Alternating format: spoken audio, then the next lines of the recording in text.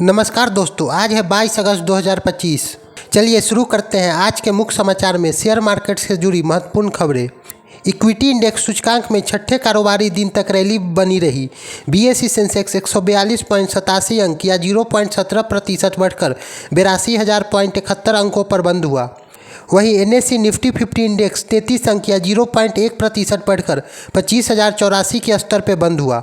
भारतीय शेयर बाजार में मिला जुला रुख रहा, क्योंकि हालिया तेजी के बाद निवेशकों ने मुनाफा वसूली की और पहले तिमाही के कमजोर नतीजों के कारण प्रीमियम वैल्यूएशन को लेकर चिंता जताई। अगस्त में भारत का रिकॉर्ड उच्च कंपोजिट पीएमआई, जो विनिर्माण और सेवाओं खासकर व्यावसायिक गतिविधि दोनों को मजबूत विस्तार को दर्शाता है, निकट भविष्य में स्थिरता प्रदान कर सकता है। व्यापक सूचकांक नकारात्मक रुख के साथ बंद हुआ। निफ्टी मिड कैप 50 0.5% की गिरावट आई, जबकि स्मॉल कैप 50 में 0.4% की गिरावट आई। इंडिया VXI 3.5% की गिरावट आई। फार्मा, तेल, गैस, रियलिटी इंडेक्स में बढ़त के साथ बंद हुआ। वहीं FMCG, PSE और एनर्जी सेक्टर गिरावट के साथ बंद हुआ। निफ्टी में सबसे ज़्यादा तेजी वाले शेयर में doctor Reddy laboratories, Cipla, Bajaj Fin services, ICICI bank, SBI life insurance शामिल रहे, जबकि Bajaj auto, coal India, power grid corporation, Eternals और टाटा कंज्यूमर प्रोडक्ट आज के टॉप लूजर रहे। LKP सिक्योरिटीज के वरिष्ठ तकनीकी विश्लेषक रूपक डे ने कहा कि पूरे दिन निफ्टी 25,050 से 25,150 तक सीमित दायरों में कारोबार करता रहा। बाजार में वोलेटिलिटी भी सीमित रही। बाजार का सेंटीमेंट पॉजिटिव बना हुआ है। निफ्टी सभी शॉर्ट टर्म मूवमेंट एवरेज के ऊपर बना हुआ है। डेली RSI में एक तेजी वाला क्रॉसओवर में है और ऊपर की ओर बढ़ रहा है। नीचे की ओर 24,800 पर सपोर्ट है। जब तक यह स्तर बना हुआ है, गिरावट पर खरीदारी की रणनीति कारगर रहने की संभावना है। आज विदेशी संस्थागत निवेशक FII ने 11,798.88 करोड़ रुपए की खरीदारी की और 13,002.86 करोड़ रुपए की बिकवाली की, जबकि घरेलू संस्थागत निवेशक DII ने 12,574.76 करोड़ रुपए की खरीदारी की और 11,348.38 करोड़ रुपए की बिकवाली की। गुरुवार को राष्ट्रीय राजधानी में 24 कैरेट सोने का भाव 600 रुपये बढ़कर 1,620 रुपये प्रति 10 ग्राम रहा, जबकि चांदी की कीमत गुरुवार को 1,500 रुपये बढ़कर 1,14,000 रुपये प्रति किलो रहा। मजबूत अमेरिकी मुद्रा और कच्चे तेल की कीमतों में सुधार के कारण गुरुवार को रुपये 18 पैसे की गिरावट के साथ 87.25 प्रति डॉलर पर बंद हुआ। शंघाई स्टॉक बेंचमार्क दशक के उच्चतम स्तर पर बंद हुआ, क्योंकि फिनटेक और स्टेबल कॉइन शेयरों में उछाल आया। शंघाई कंपोजिट 3,771.10 पे बंद हुआ, जो अगस्त 2015 के बाद इसका सबसे उच्च स्तर है, जिसका नेतृत्व fintech stable coin concept stock ने किया। रिपोर्ट ने सुझाव दिया है कि चीन युआन समर्थित स्थित सिक्कों की अनुमति दे सकता है, जो 2021 के क्रिप्टो प्रतिबंध से संबंधित नीतिगत बदलाव है। फिनटेक शेयरों में उछाल आया। बिलियंस टेक्नोलॉजी में 12.6% की बढ़ोतरी हुई।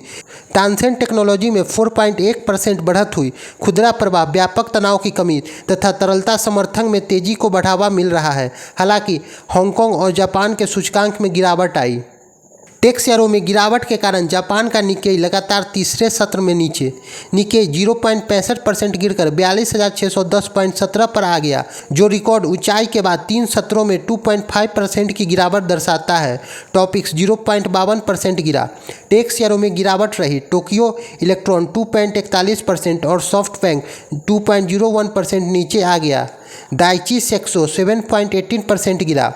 एडवांटेज ने 1.67% की वृद्धि हुई, जबकि केबल निर्माता फुरुकावा इलेक्ट्रॉनिक्स और फुजीकुरा को डेटा सेंटर की मांग की उम्मीद के कारण लाभ मिला। निवेशक पावेल ने जैक्सन होल्ड भाषण का इंतजार कर रहे हैं। बाजार पहले से ही सितंबर में फेड द्वारा ब्याज दरों में कटौती की उम्मीद कर रहा है, लेकिन नरम रुख वाली टिप्पणी में अभी भी मुनाफा वसूली को बढ़ावा मिल रहा है। बिटकॉइन एक हफ्ते में लगभग 8% गिरकर $1,13,000 पे। इथेरियम एक दिन में 3% बढ़ा। बिटकॉइन के कारोबार 1% की साप्ताहिक गिरावट के साथ $1,13,775 पे हुआ, जबकि पिछले सप्ताह यह $1,24,000 के उच्चतम स्तर पे पहुंच गया था। इथेरियम 3% बढ़कर $4,299 पर पहुंच गया। विशेषज्ञों का मानना है कि BTC का समर्थन $1,12,000 के आसपास होगा तथा प्रतिरोध $1,16,700 से $1,18,200 पे होगा। पॉवेल का भाषण और अमेरिकी डेटा प्रमुख ट्रिगर बने रहेंगे। BTC ETF पे भारी निकासी देख मंगलवार को $520 मिलियन, बुधवार को $95.5 मिलियन, जो सतर्क संस्थागत भावना का संकेत है। ETH BNB अल्टकॉइन में 4% की वृद्धि हुई, जबकि ओकेल में 53% की वृद्धि हुई। क्रिप्टो बाजार पूंजीकरण $3.87 ट्रिलियन रहा। सेबी F&O डेरिवेटिव में बदलाव पर विचार कर रहा है।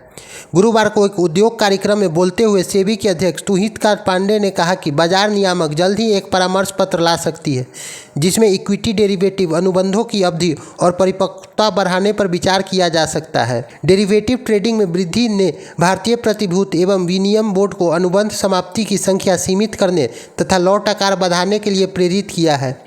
HSBC की रिपोर्ट के अनुसार अमेरिकी टैरिफ से भारत की वृद्धि दर एक साल में 30 आधार अंक कम हो सकता है।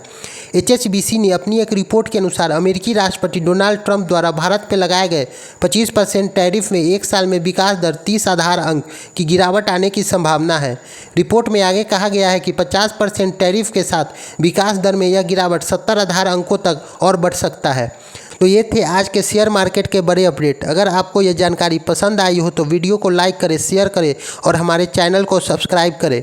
कल फिर मिलेंगे मार्केट की ताज़ा खबरों के साथ।